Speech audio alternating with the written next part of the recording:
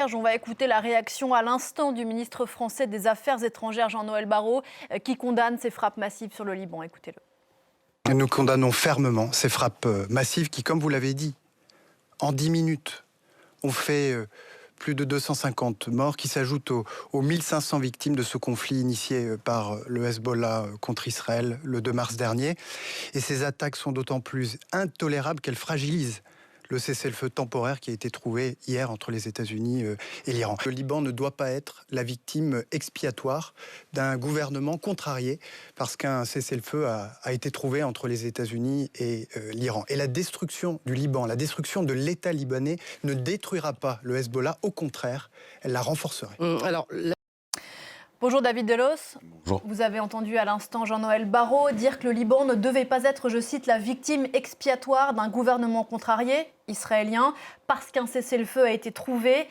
C'est l'une des pistes pour évoquer ce déluge de feu israélien hier sur le Liban. En fait, Israël reste droit dans ses bottes et ne dévie pas d'un iota pour ses objectifs. Officiellement, l'armée israélienne dit avoir ciblé des sites du Hezbollah. L'état-major de l'État hébreu s'est même vanté d'avoir mené la plus grande frappe coordonnée contre le mouvement pro-iranien depuis le début de la guerre au Moyen-Orient, à Beyrouth, la capitale, dans la plaine de la Bekaa ou encore dans le sud du Liban. Les bombardements auraient visé des centaines de postes de commandement et d'infrastructures militaires du Hezbollah. Et voici comment c'est justifié officiellement par communiqué. Nous ne transigerons pas avec la sécurité des habitants du nord d'Israël. Nous continuerons de frapper l'organisation terroriste et nous exploiterons chaque occasion qui se présente sur le plan opérationnel. Alors ça, c'est pour les justifications officielles. Sauf qu'il y a le bilan qui interroge.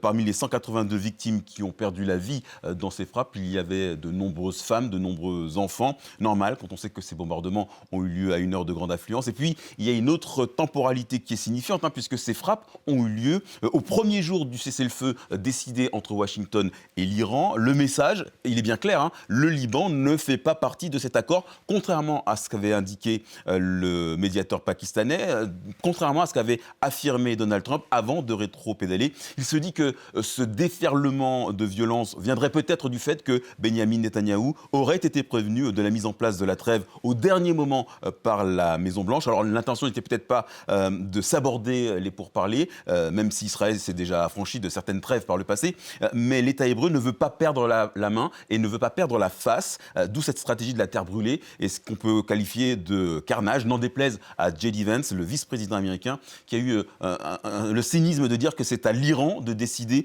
si la trêve doit échouer à cause du Liban. Sous-entendu, est-ce que ça en vaut la peine ?